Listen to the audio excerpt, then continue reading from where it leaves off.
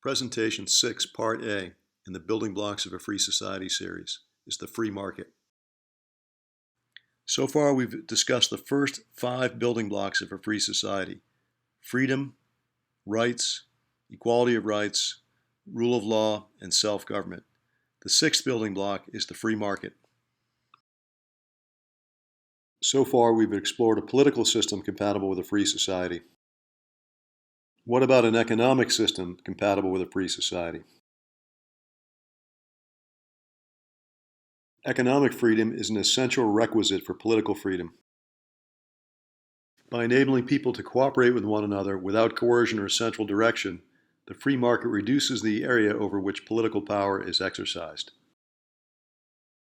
By removing the organization of economic activity from the control of a political authority, the free market further diffuses coercive government power.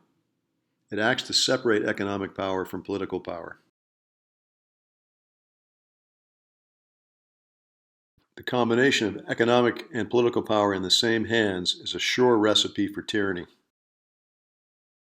A predominantly voluntary exchange economy has within it the potential to promote both prosperity and human freedom.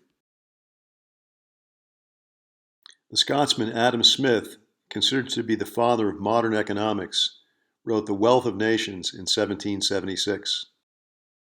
Smith's 5 volumes analyzed the way in which a market system could combine the freedom of individuals to pursue their own objectives with the extensive cooperation and collaboration needed in the economic field to produce the nation's food, clothing, housing, in other words, the wealth of the nation.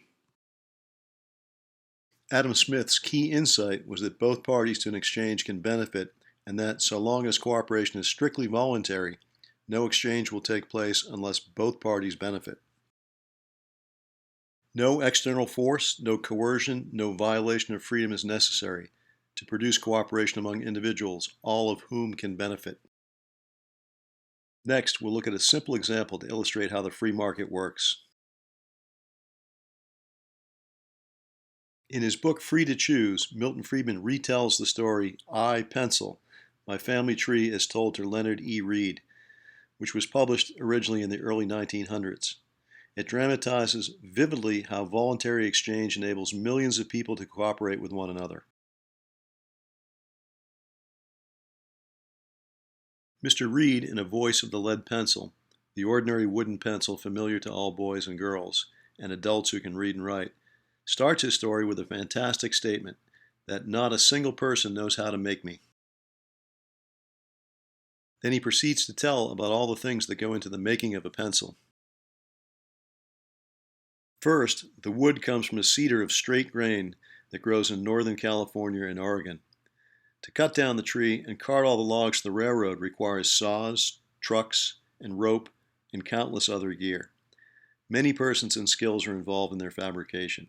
The mining of ore, the making of steel and its refinement into saws, axes, motors, the growing of hemp and bringing it through all the processes to make strong rope, the logging camps with their beds and mess halls, and untold thousands of people had a hand in every cup of coffee that the loggers drink. And so the story goes, on to bringing of the logs to the mill work involved in converting the logs to slats, and the transportation of the slats from California to Wilkes-Barre, Pennsylvania, where the pencil is finally made. And so far, we only have the outside wood of the pencil. The lead center is not really lead at all, but graphite mined in Ceylon. After many complicated processes, it ends up as lead in the center of the pencil. The bit of metal, the ferrule near the top of the pencil, is brass.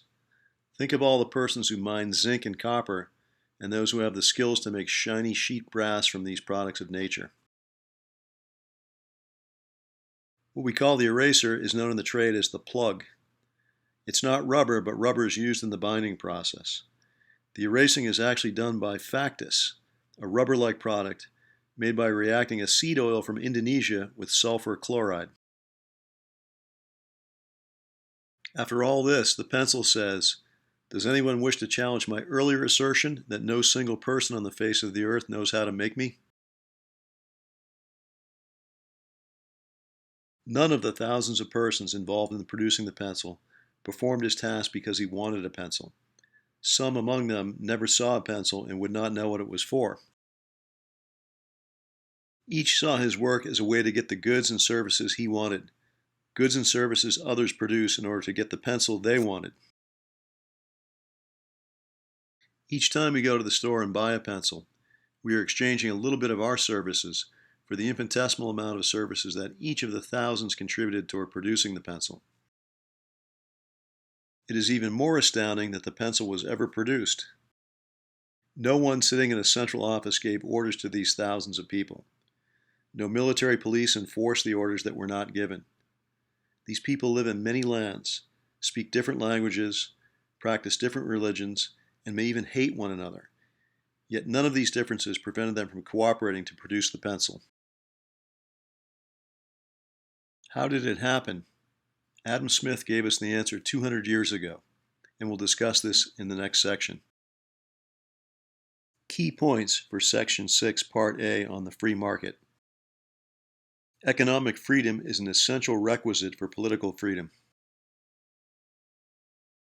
By removing the organization of economic activity from the control of a political authority, the free market further diffuses coercive government power. It separates economic power from political power. In a free market, no external force, no coercion, no violation of freedom is necessary to produce voluntary cooperation among individuals, all of whom benefit.